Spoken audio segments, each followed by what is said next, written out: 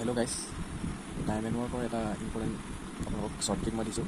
সেইটো হৈছে এনেকুৱা যে if A can do a piece of work in X days and B can do the same work in Y days, then time taken by A plus B to complete the work is given by X Y divided by X plus Y days. মানে এনেকুৱা কৈছে যে যদি এ নামৰ এজন ব্যক্তিয়ে কোনো এটা কাম এক্স দিনত সম্পূৰ্ণ কৰিব পাৰে, ঠিক সেই একেটা কামকে বি নামৰ অন্য এজন ব্যক্তিয়ে ৱাই দিনত সম্পূৰ্ণ কৰে। এতিয়া দুয়োজনে যদি মিলি পিনি কৰে তেতিয়াহ'লে কামটো কিমান দিনত সম্পূৰ্ণ কৰিব, সেইটো ফৰ্মুলাটো হৈছে x Y divided by X plus Y. এইটো আমাৰ ফৰ্মুলা হয়, শ্বৰ্ট ট্ৰিক একেবাৰে মনত ৰাখিবলগীয়া। ত' এইটোৰ লগতে মই এটা আপোনালোকক এটা কুৱেশ্যন দিছোঁ, কুৱেশ্যনটো চাব। ইয়াত কৈছে, কুৱেশ্যনটো ভালকৈ চাব যে A can do a piece of work in 10 days and B can do the same work in 12 days। How long will they take to finish the work if both work together. মানে এ এটা কাম 10 দিনত কৰে, সেই একেটা কামকে B A কৰিবলৈ 12 দিন লগায়। যদি দুয়োজনে মিলি একেলগে মিলি পিনি কৰে তেতিয়াহ'লে কামটো কিমান দিনত শেষ কৰিব।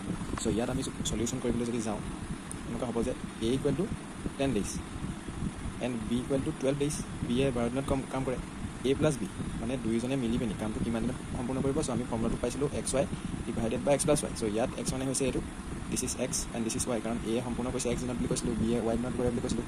চ' এক্স মানে হৈছে 10, একেলগে লাগি থকা মানে আমি কি বুলি বুজোঁ, পূৰণ হৈ থাকে। গতিকে 10 × 12 ডিভাইডেড বাই 10 + 12।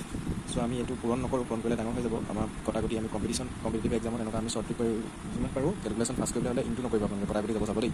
12 এইটো 22। এতিয়া এইটো সমান কৰিলে 2 × 2 = 6 × 12 = 2 × 11। চ' থাকিলে আমাৰ কি 10 × 60 ডিভাইডেড বাই 11। এইটো আৰু সৰু নহয়, এইটো এনেকৈ ৰাখিব পাৰে, মানে 60/11 ডেইজত কামটো দুইজনে মিলি পিনি কমপ্লিট কৰি দিয়ে। এইটো কিন্তু অপশ্যনত আপোনালোকৰ এনেকৈ নাই, অপশ্যনত এইটো মিশ্ৰ ভগ্নাংকলৈ কনভাৰ্ট কৰি দিছে, মানে 5 × 5/11। এনেকৈ চব 11 লগত 5 পূৰণ কৰিলে 5 × 1 = 55। এইটো পূৰণ হয়, তলৰটো এইটোৱে পূৰণ হয় 5 × 1 = 55।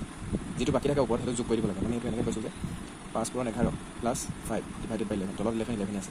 চ' 5 × 1 = 55 হ'ল, 55 লগত 5 যোগ কৰিলে 60 হৈ যাব। আমি এইটোৱে পাম। চ' আনচাৰটো এনেকৈও থাকিব পাৰে, এনেকৈও থাকিব পাৰে। Thank U.